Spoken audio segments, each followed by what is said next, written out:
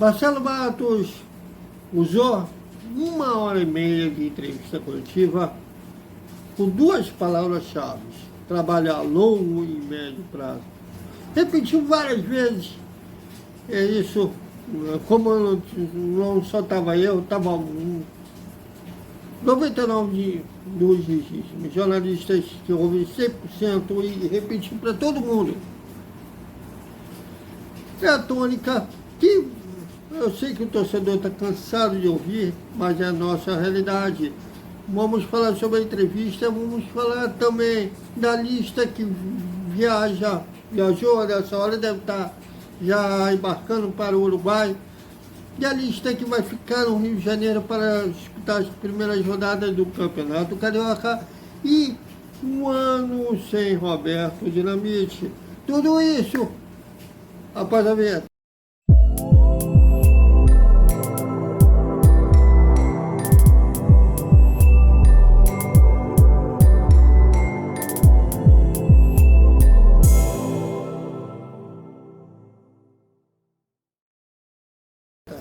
Salve, salve, galera do Vascão! Boa noite para todo mundo. Antes de mais nada, além de pedir para que vocês deem a nossa moral, o nosso trabalho, fortificar o nosso trabalho, curtindo, não paga nada, compartilhe, se inscrevam, porque aqui a galera tem moral, aqui todos têm visto. Também pedir desculpa aos nossos seguidores, porque a minha intenção era de fazer uma live, só que a internet lá no centro de treinamento Márcio Barbosa, pelo menos no meu celular, não pegou. Tive que gravar como eu não esperava.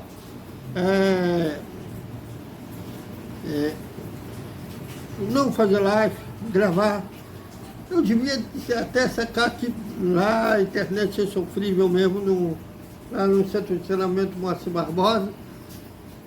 E tenho familiares que estão viajando, manda fotos, vídeos, acaba sobrecarregando, aí estourou o armazenamento do celular, tive que jogar muita coisa fora em plena coletiva, e acabou sem querer saindo os vídeos que eu já tinha gravado. Eu reparei, também joguei fora da lixeira. E acabou tendo eu mesmo prejudicando o meu trabalho. Bom, mas eu peço desculpa aos inscritos, que realmente eu vacilei nessa coletiva. Eu devia ter até programado um plano B, caso a internet não pegasse lá no centro de treinamento Márcio Barbosa. Por isso que a gente está usando. Eu não queria, mas é a necessidade de usar a TV Vasco, que o Marcelo Matos, enfim, foi contratado praticamente no dia seguinte da última rodada do Campeonato Brasileiro de 2023. Na verdade, o Paulo Brax foi demitido após a última rodada, e dias depois o Marcelo Matos foi anunciado como reforço, por assim dizer, dos bastidores vascaínos, mas ele foi para os Estados Unidos, e a gente acreditava que ele estava lá para conversar com a C7. Ele acabou até revelando que nem esteve de corpo presente com alguém da C7, mas ele fala muito virtualmente com o pessoal da C7 pelo celular. Era uma viagem que ele já tinha programada, e fez um discurso dizendo que trocou o Atlético Paranaense pelo Vasco, pelas cores da Cruz de Malta, pela camisa pesada que é o Vasco, pelo desafio que é trabalhar hoje no Vasco.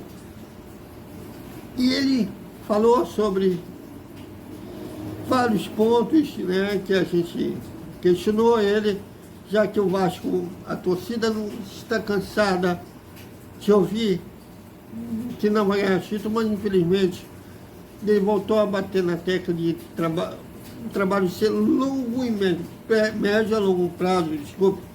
Falou várias vezes isso, e questionei a ele, então, o seguinte: Vasco, eu acho que é melhor jogar logo a verdade para o torcedor. O torcedor, porque na verdade depois sobra para a gente. Já que eles não têm muito contato com os dirigentes, e acaba sobrando para a gente que eles querem que a gente descarregue a raiva deles nos personagens. A gente não pode fazer isso. Mas, justamente para o torcedor já não criar grande expectativa, eu perguntei a ele se o Vasco vai de novo brigar para não cair.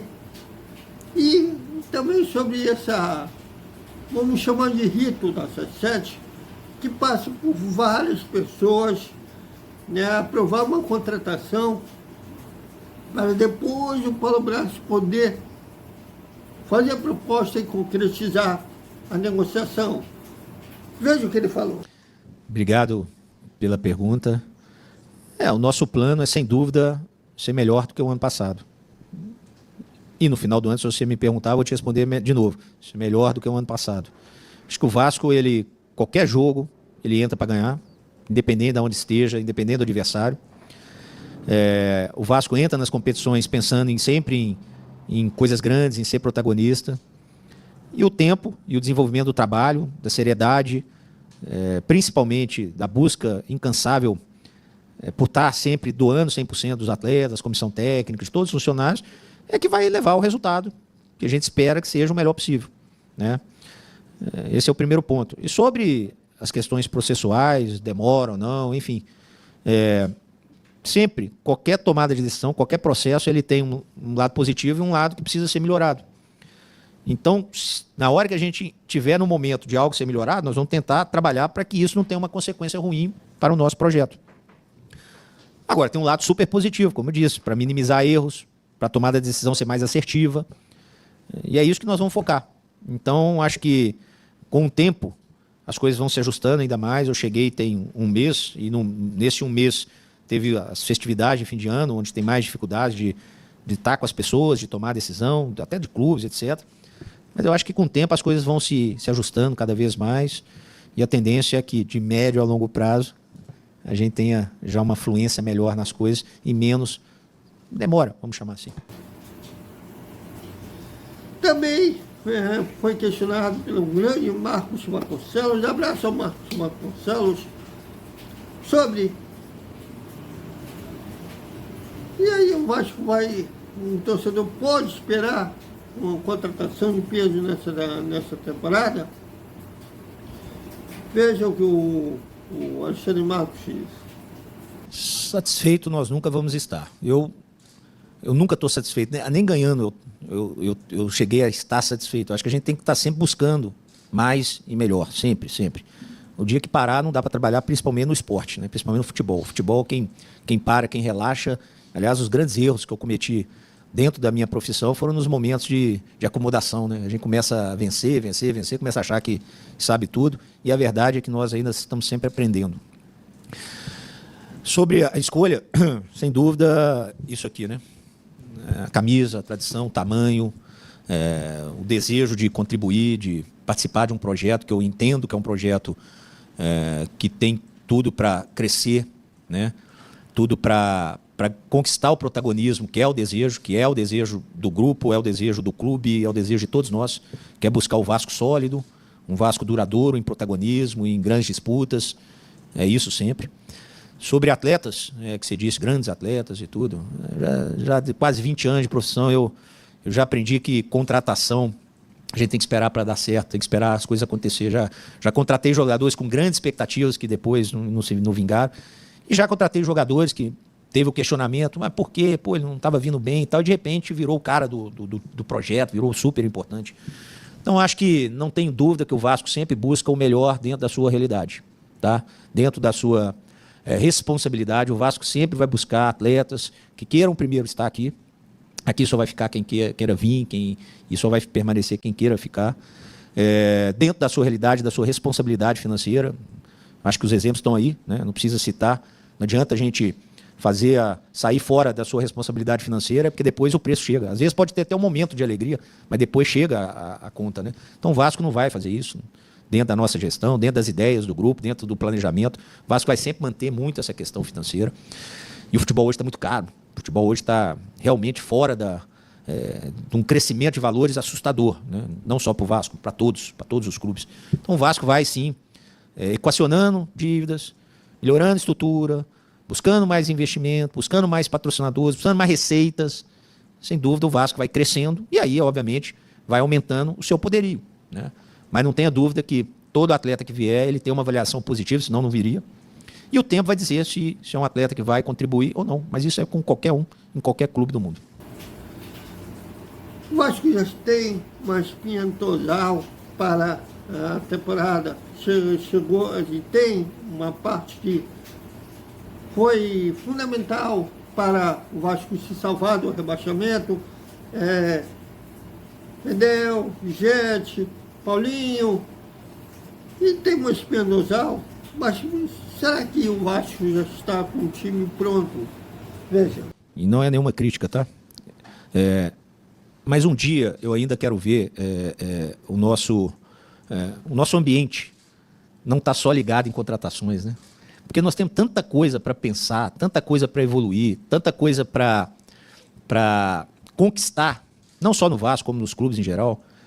E a contratação, no fim, que é o que a maioria dos torcedores, jornalistas, estão sempre perguntando e tudo, ela é uma consequência de um monte de fatores, né? Que eu acabei de citar. Se o clube é um clube organizado, um clube com grandes receitas, um clube que vem num processo sério de gestão e tudo, ele tem um perfil de contratação, né? Se tem uma seriedade, se tem uma responsabilidade financeira, ele tem um perfil. E quando você não tem isso, tem um outro perfil. E, de repente, num clube estatutário, vamos chamar assim, às vezes o presidente quer uma coisa imediata, porque tem mais 1 ano ou 2 anos, tem que sair, enfim, tem um outro perfil. Então, o perfil ele é de acordo com o seu plano. O plano do Vasco é de médio a longo prazo.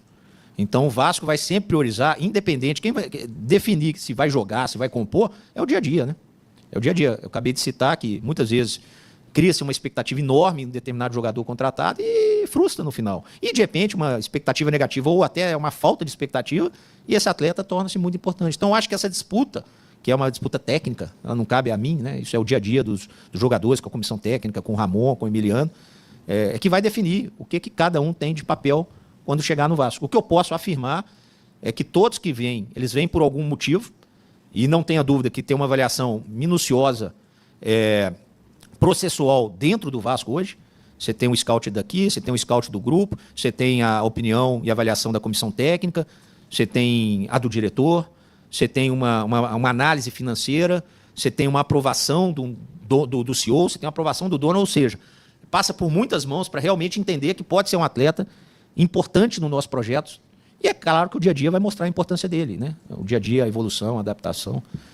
Então, acho que o torcedor do Vasco ele pode ter ciência que a contratação é o fim, é o que todo mundo, a maioria, não todo mundo, preocupa, mas a nossa preocupação vai muito além de quem vai vir. A nossa preocupação é fazer um projeto realmente duradouro, um projeto que realmente o Vasco vai chegar, e quando ele chegar, todo mundo vai saber o porquê, e todo mundo vai observar que não é chegar para 1, 2 anos, é chegar para se solidificar de vez naquela situação que nós todos desejamos, que é de protagonismo. E nos últimos dias, até que eu apurei, que o Gabriel Peck estaria saindo do Vasco rumo ao Los Angeles Galaxy dos Estados Unidos.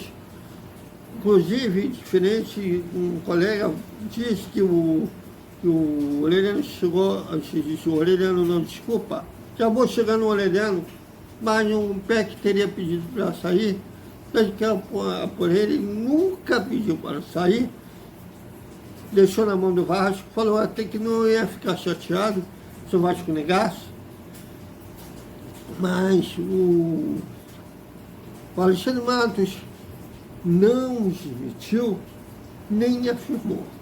Deixou, na verdade, um ponto de interrogação, embora ele disse que quer contar com o Gabriel Peck. Veja. Na questão da diferença é isso. O Vasco hoje, o Vasco SAF, né, o departamento de futebol, enfim, aquilo que foi feito através do contrato, tem um dono, né, tem uma pessoa responsável, né, ele tem direitos, deveres, obrigações, né, que precisam ser cumpridas, né. Então a questão do processo é isso. Tem várias maneiras de você enxergar essa questão processual. E quando eu digo que eu me preparei nesse sentido. O processo, ele não pode ser burocrata, ele não pode atrapalhar o desenvolvimento das coisas, mas ele tem, e sim, que minimizar erros e otimizar as tomadas de decisões. Isso é o processo. Então, a gente tem que ter o lado positivo disso. Sim, se em algum momento tiver alguma dificuldade, nós vamos ter que atuar de alguma maneira diferente, certo? E em algum momento ou outro, aí cabe a cada profissional impor algumas situações para que se resolva. Mas o principal é o plano. Já cheguei em clube que o presidente tinha 2 anos e ele falou comigo, cara, dá para a gente ganhar o brasileiro em 2 anos? Dá, nós vamos ter que radicalizar. Esse era o plano. Dentro do que me dá o número aqui, nós temos tanto. Esse era o plano. Tá, nós vamos ter que radicalizar. Vamos radicalizar e vamos tentar ganhar. E ganhamos. Ok, podia não ter ganho. E como eu já cheguei no Atlético Paranaense, por exemplo, o plano é outro. O plano é um projeto sólido de gestão. E como hoje eu estou aqui, e o plano é de médio a longo prazo. Sei que o torcedor vem machucado. Sei que o torcedor quer para ontem soluções. Só que o para ontem pode trazer mais malefício do que benefício para o próprio torcedor e para o clube. Esse para ontem, muitas vezes, foi uma das coisas que levou a esses anos de complicações, aí, de altos e baixos do Vasco. Então, a compreensão de que a médio e longo prazo é o plano e a médio e longo prazo que será feito é que nós vamos seguir o nosso rumo. Sobre jogadores que podem sair, jogadores que podem vir, com o tempo aí a nossa assessoria, quando tiver alguma coisa concreta e definida e assinada, que o futebol muda tudo toda hora, né? Com certeza ela vai passar para vocês, tá bom? Também surgiu a notícia, não surgiu, na verdade, não, um colega que estava de férias, pelo visto, ele não estava sabendo dessa coisa, mas, na verdade, foi um colega da Argentina que já havia falado que o Orellano não quer ficar no Brasil. É um garoto muito... Ele tem 20 anos, mas tem cabeça de garoto, tem mentalidade, não saiu da adolescência ainda.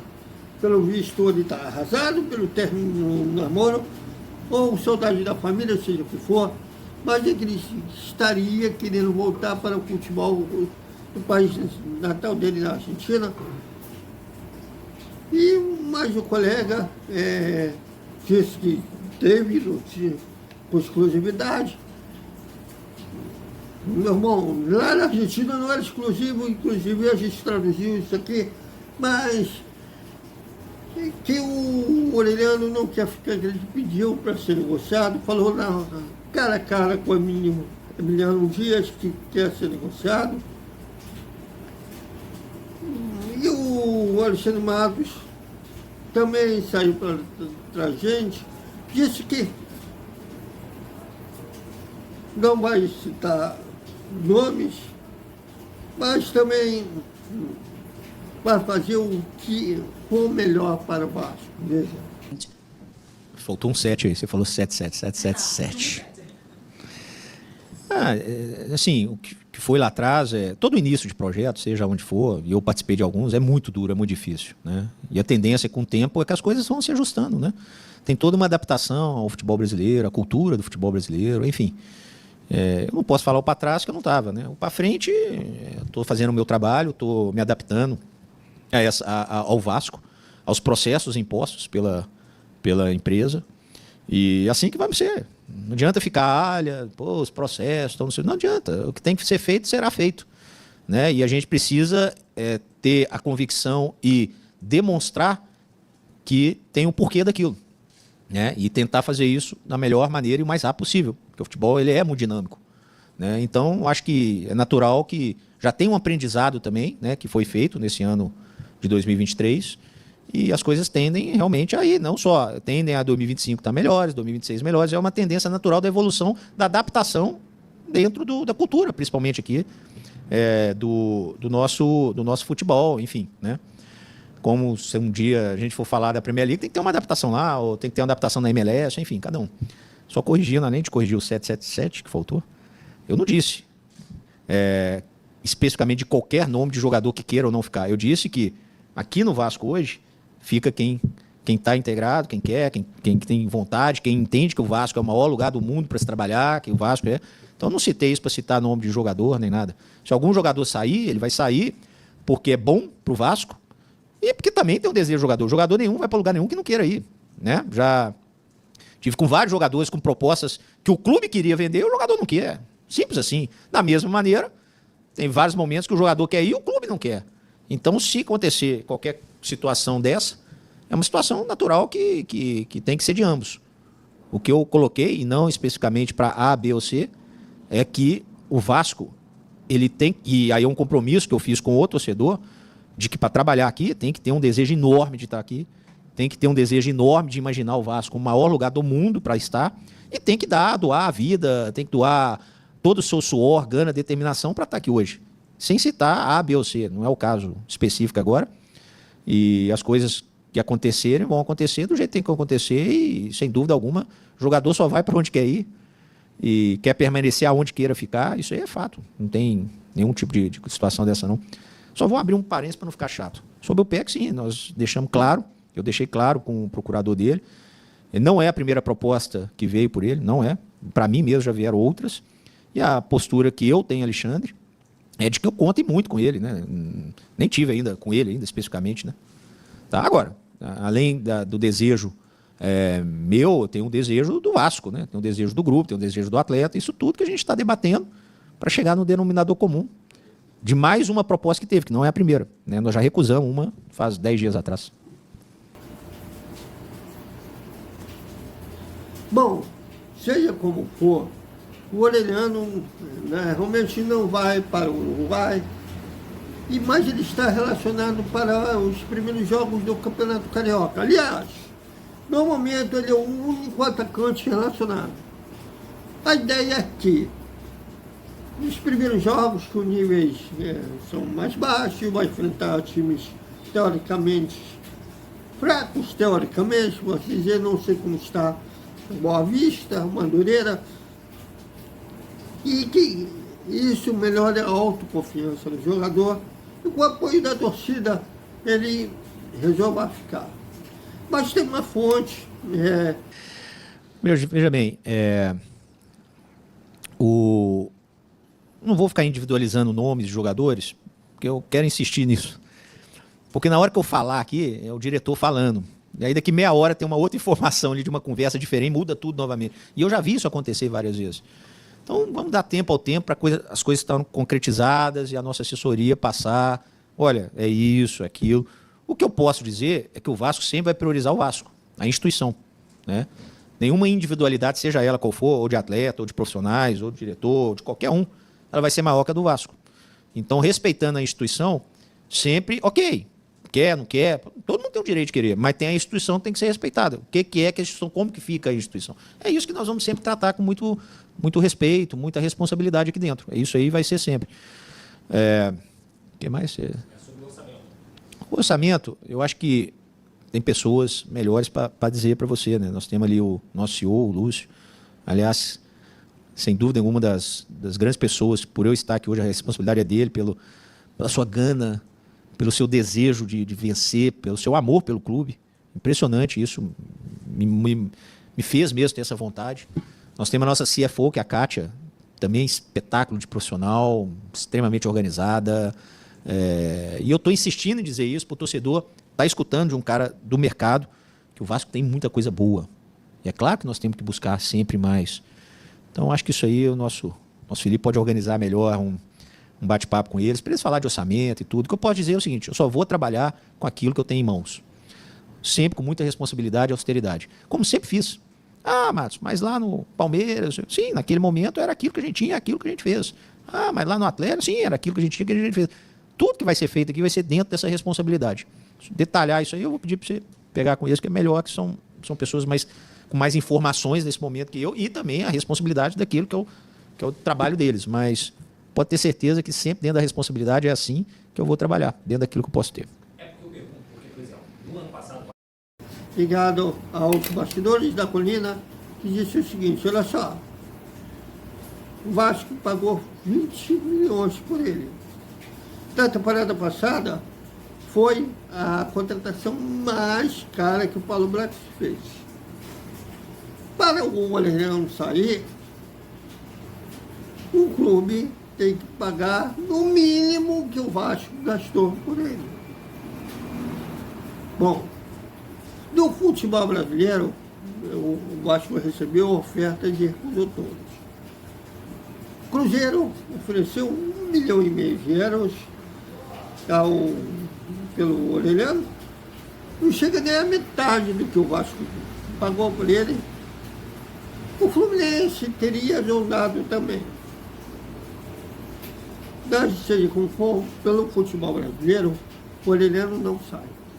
Se ele for sair, ou ele volta para o futebol argentino, que aliás, a imprensa argentina fala que o Boca Juniors, de um ex-clube dele, o SAF, estão de olho.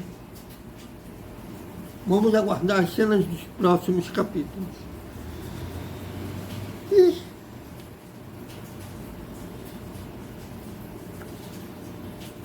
eu acho que,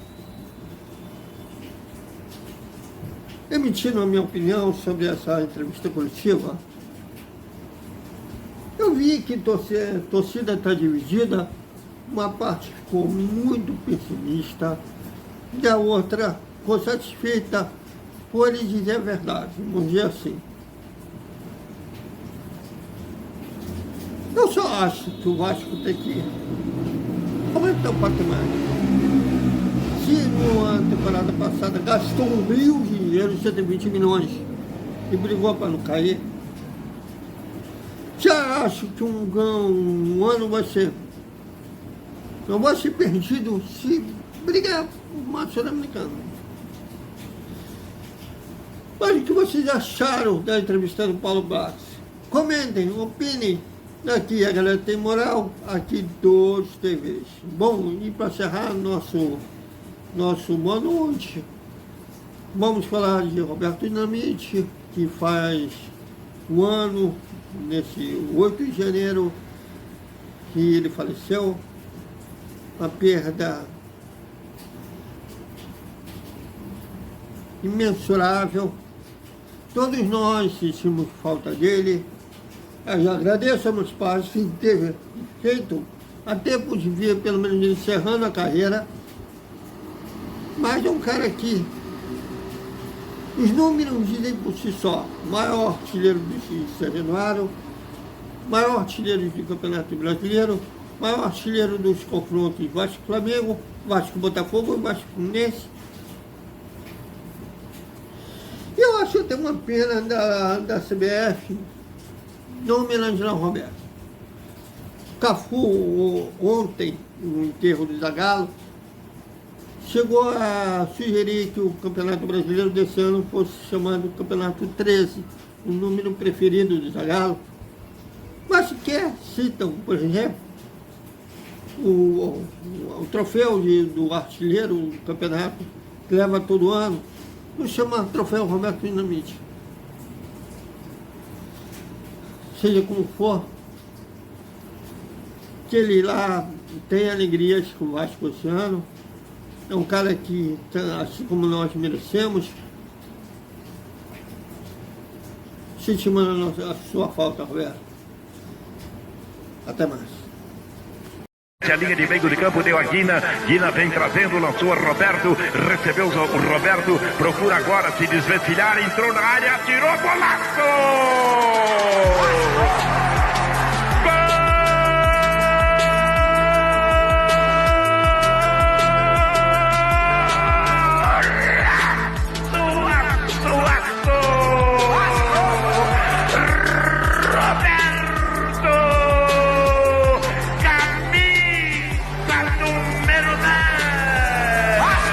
O meu recado é o meu olhar, são as minhas pernas, é o meu coração.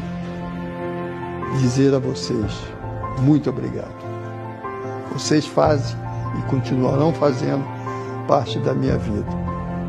Até o dia que eu for embora. mas pode ter certeza que no coração do Roberto e no coração de cada um de vocês, nós vamos continuar vivos. E isso que vai representar e simbolizar tudo isso. O amor, o respeito por todos vocês. Obrigado, Vasco da Gama. Obrigado, torcedor vascaíno.